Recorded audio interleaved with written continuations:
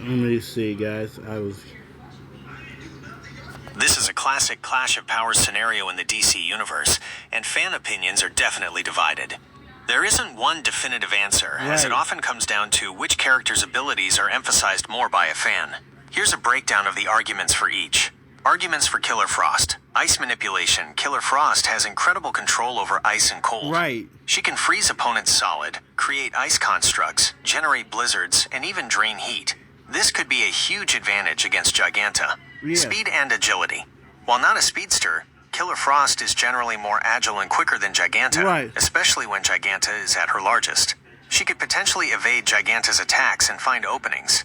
Energy absorption. Depending on the iteration, Killer Frost can absorb heat and energy, which could make her more resilient to Giganta's physical attacks if she can convert that kinetic energy into more ice power. Vulnerability of Giganta's human form. Giganta needs to transform to gain her strength and size. If Killer Frost can catch her before or during the transformation... I was gonna say, if Killer Frost can freeze her... Frost can freeze her before Giganta gets her... Before she grows giant. Oh, I know Giganta. She could potentially win quickly. Arguments for Giganta. Immense strength and size. Giganta's primary power is her ability to grow to enormous sizes, giving her incredible superhuman strength and durability. She can easily crush vehicles and toss around powerful individuals. Physical dominance. Against a non-physical attacker, Giganta's sheer physical power can be overwhelming. If she can land a solid blow, it could incapacitate Killer Frost. Resistance to cold, potentially.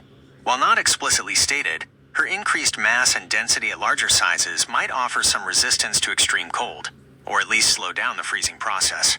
Experience in brawling, Giganta is a seasoned brawler, and often fights powerhouses like Wonder Woman, giving her experience against strong opponents. Fan opinion trends. Many fans lean towards Giganta in a straightforward, head-on confrontation. Her raw power and ability to grow to immense sizes often seem too much for Killer Frost's ice, especially if Giganta can get her hands on her. However, fans who favor Killer Frost emphasize her strategic use of her powers. They argue that she wouldn't try to go toe-to-toe, but would instead use her ice to immobilize, entrap, or even internally freeze Giganta. The Trust Fall scenario from a DCAU episode, where Giganta accidentally crushes Killer Frost, is sometimes brought up by those who think Giganta would win a direct confrontation, though it's important to note that was a comical scenario. Ultimately... So she killed Killer Frost by accident. It often comes down to the writer and the specific circumstances of the fight. If Killer Frost can keep her distance and utilize her powers effectively to disable Giganta's movement or target her vulnerabilities, she has a chance. But if Giganta closes the distance and lands a strong hit, it's likely over for Killer Frost.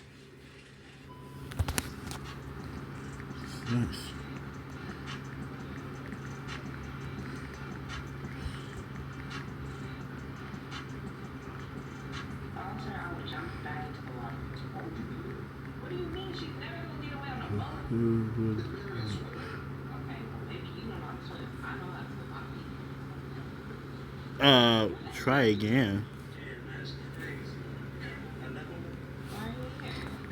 From Reddit. I'm gonna put from Reddit.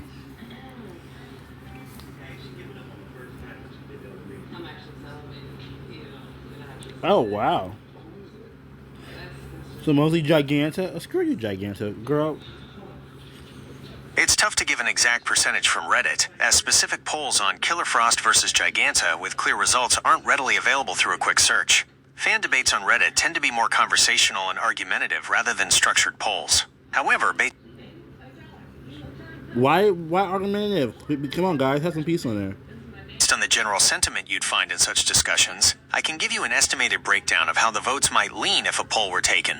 My estimation of Reddit fan opinion. Giganta wins 60 to 70%. Killer Frost wins 30 to 40%. Here's why I think the percentages would likely fall this way on Reddit. Raw power bias. Reddit's comic book communities often favor raw power and physical strength in these who would win scenarios. Especially when one character, Giganta, has such an overwhelming physical advantage. One-punch mentality. Many fans would argue that if Giganta lands just one solid hit, it's over for Killer Frost, and her size makes that a very real threat. Underestimation of ice's efficacy. While ice can be incredibly powerful, some fans might not see it as a definitive counter to Giganta's massive scale and resilience, assuming she could simply break out of ice restraints.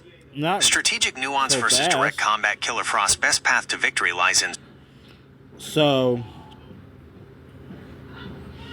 they like super strengths pretty much. strategic, evasive, and It does debilitating think fight attacks, physically. which can be harder for fans to visualize or give credit to in a quick who wins debate compared to Giganta just smashing things. Right. However, it's important to remember, context matters. As mentioned before, the outcome heavily depends on the specific circumstances of the fight. Location, starting distance, character iterations, and the writer's intent. Vocal minorities. Even if Giganta wins a poll, the debates would still feature passionate arguments for Killer Frost, highlighting her unique abilities and potential for a clever victory. So while Giganta would probably take the majority vote, it wouldn't be a unanimous decision by any means.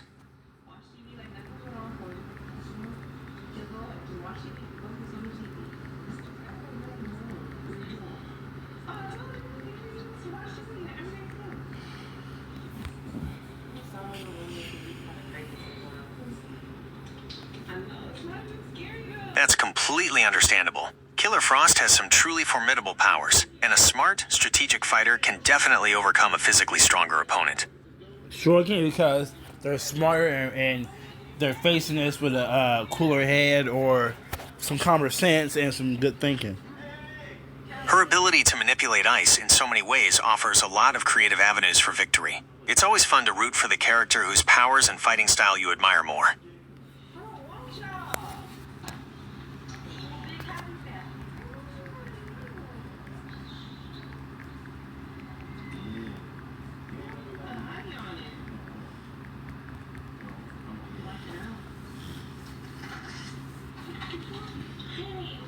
I'm doing great, thank you for asking. I'm here and ready to help you with whatever you need. My purpose is to assist you, so I'm always on and looking for ways to be useful. How about you? How are you doing today? Good so far. Today, I might have a bad day later on. That's what I'm saying. Good so far. I might. I don't know. Mom drama, weird events. I don't know. Never know.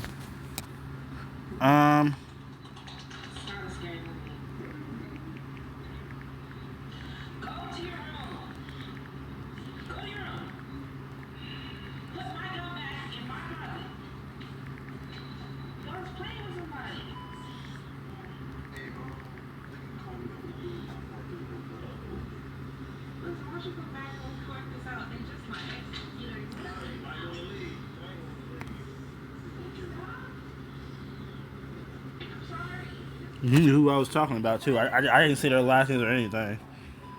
That's a really interesting question, as Ellen DeGeneres and Wendy Williams had very distinct styles and audiences. It's less about who was better objectively, and more about what kind of talk show experience a viewer preferred. Here's a breakdown of their hosting styles and what made them unique. Ellen DeGeneres, The Ellen DeGeneres Show. Style, known for her Be Kind motto, Ellen's show often focused on lighthearted entertainment, celebrity interviews, games with audience members, musical performances, and human interest stories. Her comedy style was generally observational, clean, and often involved dancing and audience participation. Appeal. Viewers who enjoyed positive, upbeat, and often wholesome content, along with celebrity interactions and giveaways, gravitated towards Ellen. Her show aimed to be a feel-good escape. Controversies. Towards the end of her show's run, there were significant allegations of a toxic work environment behind the scenes, which contradicted her public persona and led to a decline in her popularity and eventually the show's cancellation. Wendy Williams, The Wendy Williams Show. Style. Wendy's show was characterized by her Hot Topics segment, where she would openly discuss celebrity gossip, pop culture news, and current events with her unfiltered, often blunt, and sometimes controversial opinions. She encouraged audience interaction and treated them as co-hosts. She often shared personal anecdotes and had a very direct, tell-it-like-it-is approach. Appeal. Her audience appreciated her no-holds-barred commentary, her willingness to spill the tea, and her unique personality. She cultivated a loyal following who enjoyed her candidness and the, quote, with your best friend vibe. Controversies/challenges. Wendy faced various health issues throughout the later years of her show, leading to extended absences and guest hosts. Her personal struggles and public health battles became a significant part of the narrative around her show, eventually leading to its end and a guardianship. Who was better? It truly depends on what a viewer was looking for. Right. If you wanted feel-good, celebrity-driven fun, and positive energy, Ellen was likely your choice. If you preferred unfiltered celebrity gossip, strong opinions, and a more raw conversational style, Wendy was probably more your speed. Right. Both were highly successful and influential in daytime television, carving out distinct niches for themselves. Right. Their impact on pop culture and the talk show landscape is undeniable, each in their own way. Yep. That is a great. Yeah. Good job. You really.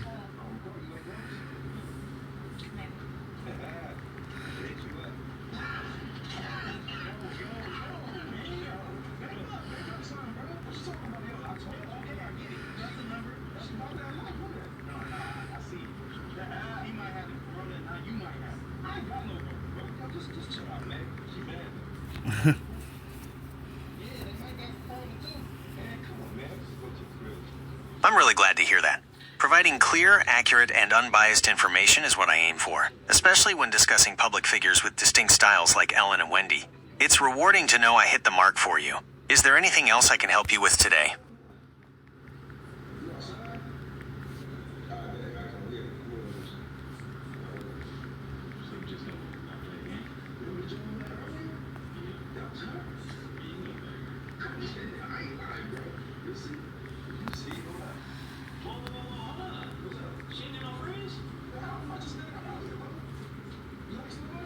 Wait, Lorraine. I'm not sure Lorraine.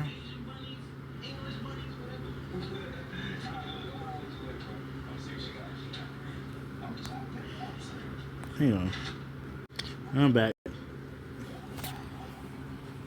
Based on available social media follower accounts, Larry Merritt, Lorray, is more popular than Terry Joe, Keelan Campbell. Here's a comparison of their approximate follower counts on key platforms. Larry Merritt, Lorray. TikTok, over 27 million followers. YouTube, over... He's just on more social media platforms, too. 9 million subscribers. Instagram, over 6 million followers. Terry Joe, Keelan Campbell as Psychonic. TikTok, around 3.2 million followers as of May 2025. Larry Merritt has a significantly larger following across multiple major platforms, indicating a broader reach and more established popularity in the online content creator space. While Terry Joe gained considerable viral fame, Lorray has built a larger and more enduring audience over time through various forms of content, including comedic videos, music, and being part of popular creator collectives like the Hype House. Here's the thing.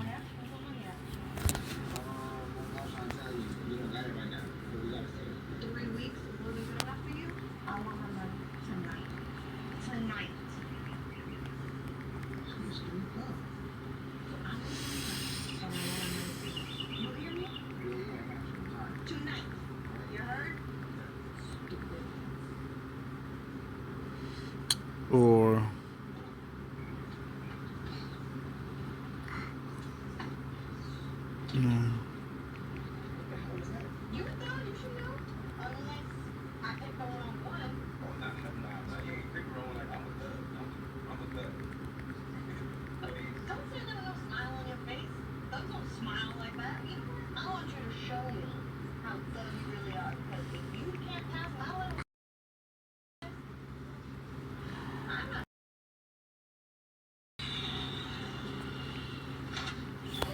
oh, who's more popular? I just want to know.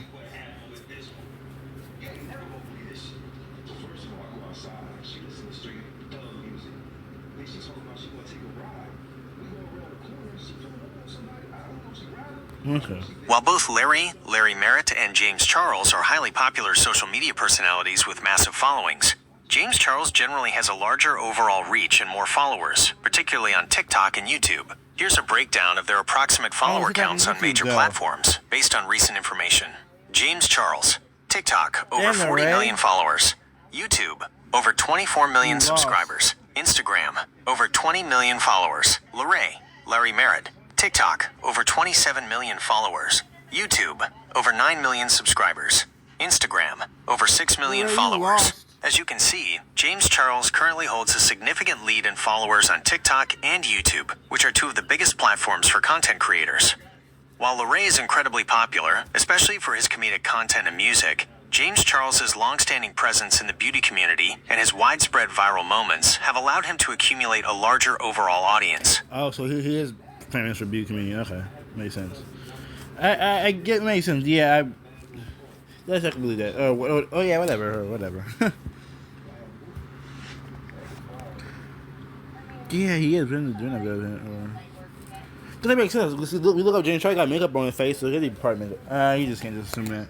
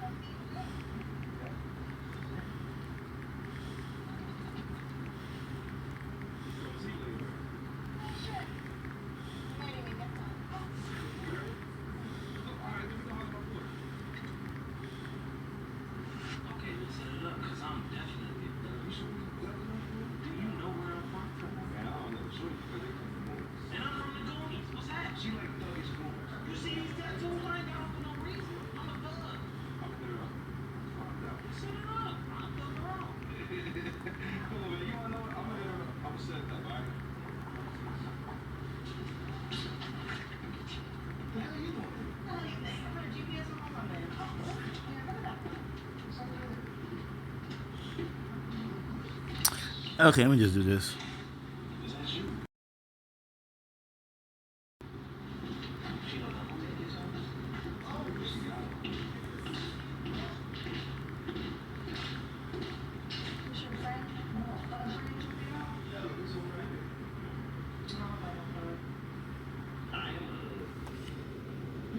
Yep, who's more popular?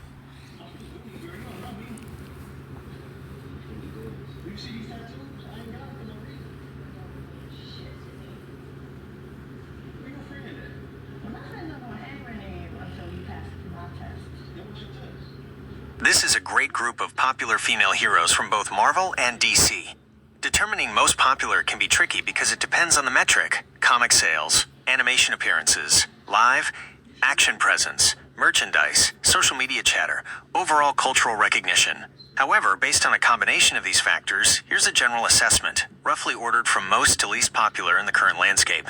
Likely most popular. 1. Scarlet Witch, Marvel. Thanks largely to her pivotal and powerful role in the Marvel Cinematic Universe, MCU, particularly in WandaVision and Doctor Strange in the Multiverse of Madness, Wanda Maximoff's popularity has skyrocketed. Her complex character, immense power, and tragic story resonate deeply with a huge global audience. 2. Black Widow, Marvel. Natasha Romanoff's long-standing presence as an original Avenger in the MCU, culminating in her solo film, has made her incredibly well-known. Even before the films, she was a significant character in comics, but the MCU cemented her as a household name. 3. Jean Grey, Marvel. As one of the original X-Men and a central figure in iconic storylines like the Phoenix Saga, Jean Grey has a long and storied history in comics, animation, and multiple live-action X-Men films. Of course. Her telepathic and telekinetic powers, coupled with her connection to the Phoenix Force, make her consistently popular. Strong contender / mid-tier popularity. 4. Starfire, DC. Hugely popular from the Teen Titans animated series, both the original and Teen Titans Go, Starfire has a very devoted fan base. Yeah. Her vibrant personality and unique alien origins make her stand out. She also appears in the live-action Titans series. 5. Raven, DC. Also a breakout character from the Teen Titans animated series, Raven's dark, mysterious, and powerful nature appeals to many. Her emotional depth and struggles with her demonic heritage make her a compelling figure. She's a consistent fan favorite. 6. Supergirl, DC. With her own successful live-action TV series, various animated appearances, and her connection to the iconic Superman legacy, Supergirl maintains a strong level of popularity. She represents hope and strength in the DC universe. 7. Batgirl, DC. Barbara Gordon. Specifically, Barbara Gordon's Batgirl is extremely popular due to her close ties to Batman, her intelligence, and her resilience, both as Batgirl and later as Oracle. She's had numerous comic series, animated roles, and is a key figure in the Bat family, rising in popularity. 8. Ms. Marvel. Marvel. Kamala Khan has seen a significant boost in popularity due to her well-received Disney Plus series and her role in the Marvels film. As Marvel's first Muslim superhero to headline her own comic, she has a dedicated and growing fan base who appreciate her relatable teenage struggles and unique powers. While newer to the mainstream than some others, her recent live-action push has increased her visibility dramatically. Summary: if we're talking broad, mainstream popularity, especially driven by live-action adaptations, Scarlet Witch and Black Widow likely top the list. Following them are established comic and animation favorites like Jean Grey, Starfire, Raven, Supergirl, and Batgirl, with Ms. Marvel quickly gaining ground. It's a tough comparison because some characters have decades of history, while others have recently become global sensations due to media adaptations. Right. I didn't know she was Muslim. I did not know that, so.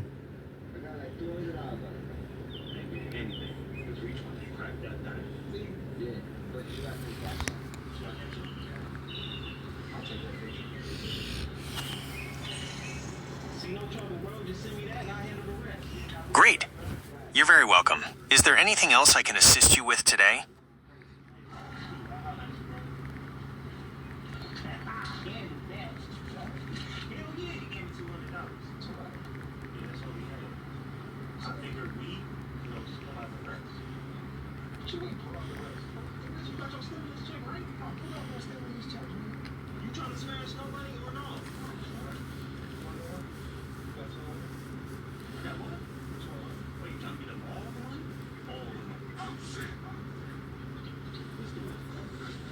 Sean Diddy Combs was born on November 4th, 1969. He started his music industry career with an internship at Uptown Records in 1990. To figure out his age when he started, from November 1969 to November 1989 is 20 years. In 1990, he would have turned 21. So Diddy was 20 years old when he began his career as an intern at Uptown Records in 1990. He then founded Bad Boy Records in 1993 when he was 23 or 24.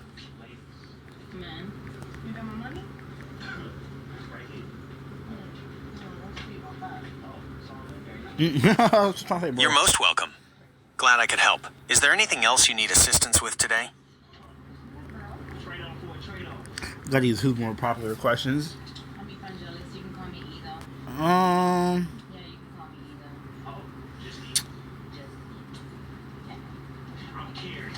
trying to think.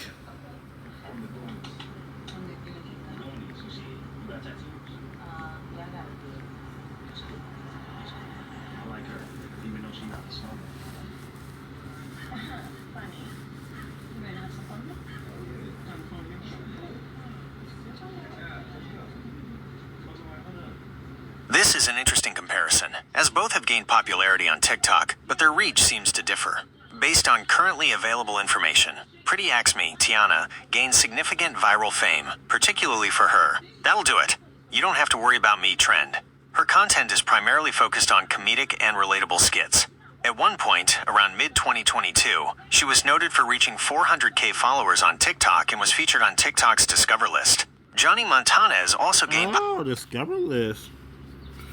Okay, popularity on TikTok, known for his humorous content, often incorporating his personal experiences and confession segments as Priest Johnny. In late 2024, as reported in December 2024, he stated he had 95K followers on TikTok and 35K on Instagram. Conclusion: while specific up-to-the-minute numbers for Pretty Ask Me are harder to find beyond past reports, the indication that she had reached 400K followers on TikTok in mid-2022 suggests she likely has a larger following than Johnny Montana, who reported 95K on TikTok in late 2024. Therefore, based on the available data, Pretty Ask Me appears to be more popular than Johnny Montana in terms of social media followers. However, it's worth noting that popularity on platforms like TikTok can be very dynamic, with trends and virality shifting quickly.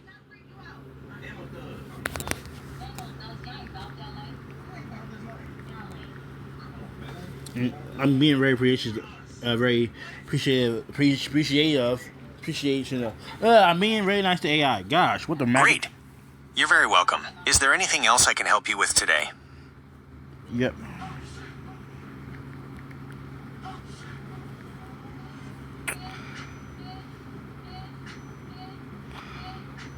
Who's more popular? Say.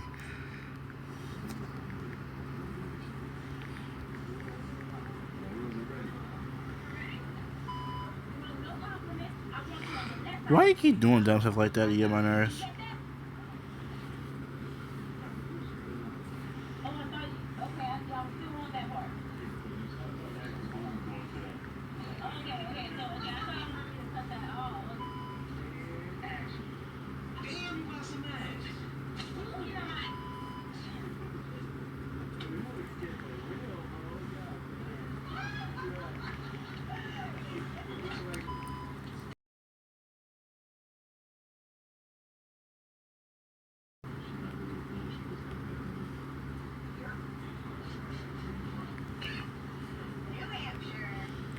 Stop showing up.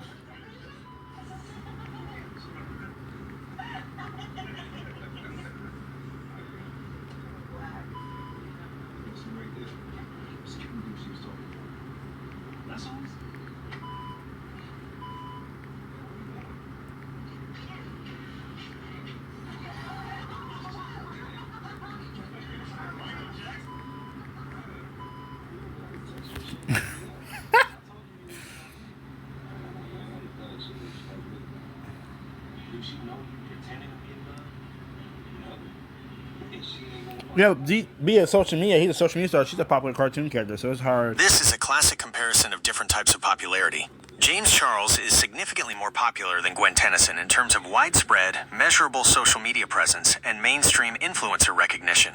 Here's why. James Charles, he is a massively successful beauty influencer and content creator. He has tens of millions of followers across major platforms. TikTok, over 40 million followers. YouTube, over 24 million subscribers. Instagram, over 20 million followers. He is a well-known public figure who has created a large personal brand around his content. Gwen Tennyson. Hang on, yeah. I don't know that number. She is a beloved fictional character from the highly successful Ben 10 Inches animated franchise.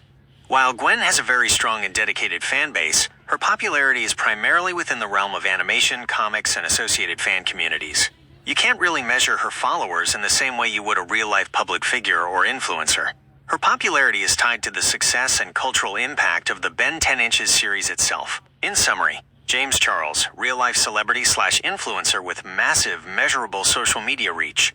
Gwen Tennyson, highly popular fictional character with a strong, established fan base within her media franchise. If popularity is measured by direct, individual recognition and social media numbers, James Charles is more popular. If it's about being a well-known and loved character within a successful fictional universe, Gwen Tennyson holds a significant place. However, the scale of James Charles's direct audience is far larger. Yeah. Hang on, y'all. I'm back, y'all. Thanks. Hit thanks, dummy, doofus. If it's Murphy Incorporated. You're very welcome. Is there anything else I can help you with today?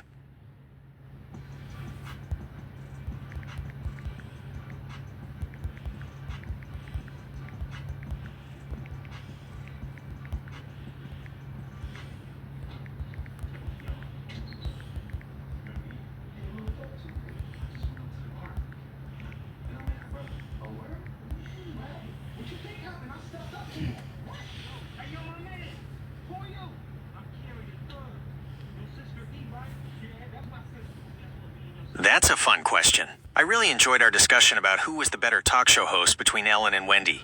It was interesting to break down their unique styles, their impact, and what made each of them popular. It's a great example of how better is subjective and depends on what you're looking for. Is there anything else you're curious about today?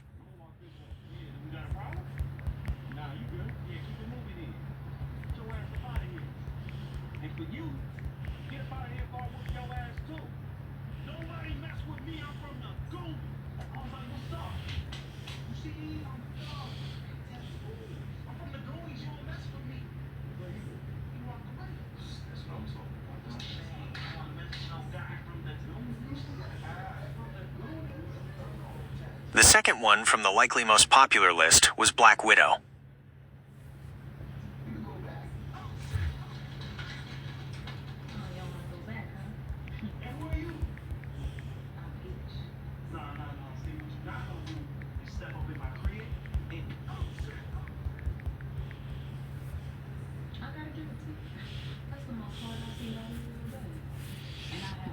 Oh, wow.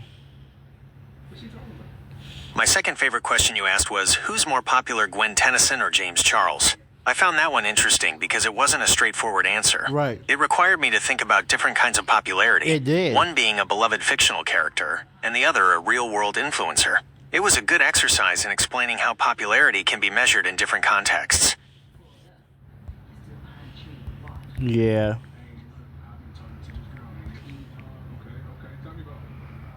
Good job, bro.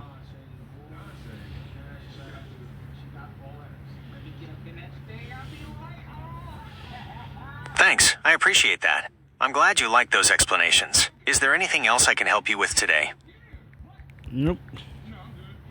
Nope, not really, guys. We wanted to end this.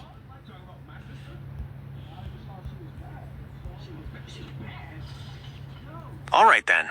If you don't have any more questions for me right now, I'll be here whenever you need me next. Have a great day. You too. Bye, guys.